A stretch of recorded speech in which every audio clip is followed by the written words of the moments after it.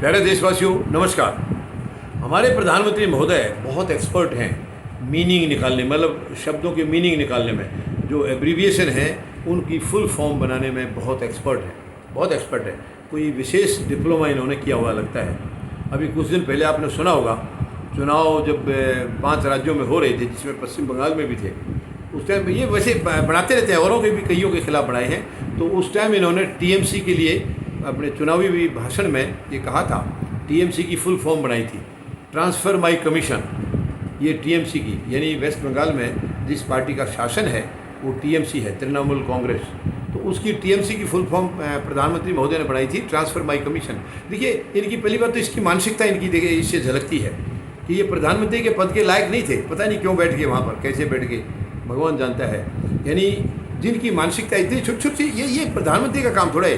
प्रधानमंत्री महोदय, आपका काम होता है देश के गरीब के लिए, बुजुर्ग के लिए, जवान के लिए, किसान के लिए, आम जनता के लिए, सबके लिए उनके हितों की रक्षा कैसे कैसे करनी है, उनके लिए क्या क्या स्कीमें लानी हैं, क्या उनको दिया जा सकता है, कैसे सुख संपन्न किया जा सकता है, ये काम होता है प्रधानमंत्री का। आप फुल फॉर्म बनाने में लगे रहते हैं, फिर बोलते हैं 18 घंटे काम करते हैं। तो 18 घंटे में यही करते हैं कि कल क्या बर्बाद करना है, कल क्या बेचना है, या कल किसकी फुल फॉर्म बनानी है, केवल इसी में लगे रहते हैं। बाकी देश को क्या दिया इन्होंने? ये आज तक केवल जुमले बेचते हैं, जुमले बेच करके इनकी कुर्सी चल रही है प्रधानमंत्री महोदय की। अब ये देश समझ चुका है। अब मैं इनको इनकी फुल फॉर्म एक दो बताऊंगा, ज़्यादा नहीं बताएंगे, एक दो की बताऊंगा मैं। एक तो आरएसएस है, आरएसएस इन्हीं की मुखिया है, उसी के इशारे पर आज देश को बर्बाद किया जा रहा है। तो आरएसएस का फुल फॉर्म है रिलायंस सेवा समिति। आप लगा लीजिए अभी इनका रिश्ता कैसा होगा जब उसका मीनिंग है रिलायंस सेवा समिति।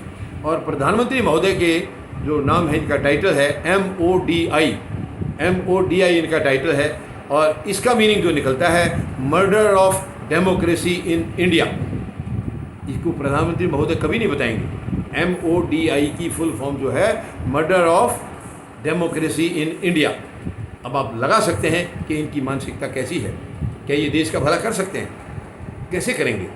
इनकी सोच ही नहीं है उस टाइप की। इनकी सोच केवल एक ही है कि देश को कैसे बर्बाद किया जाए। ये तो आज़ादी के टाइम से इंतज़ार कर रहे थे कि कभी हमें मौका मिले, क्योंकि उस वक्त अंग्रेज़ों की गुलामी करके ये देश को ज़्यादा डैमेज नहीं कर सके।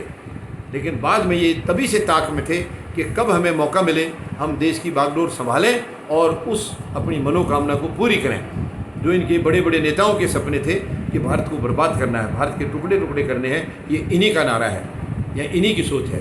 और आज ये उसके अंदर लगे हुए हैं, गंभीरता से लगे हुए हैं। मगर अब हमें तुरंत इनको आउट करना होगा, इनको बाहर का रास्ता दिखाना होगा, क्योंकि देश हमारे लिए सर्वोपरि है। अगर देश नहीं बचा तो हम कहाँ बचेंगे? तो इसलिए देश को बचाना है और हम सबको इकट्ठे होकर के 140 करोड़ लोगों को इकट्ठे होकर के इस सरकार को उखाड़ के नई सरकार संवैधानिक तरीके से चुन करके वहाँ स्थापित करनी है। धन्यवाद। जय जवान, जय किसान, जय हिंद।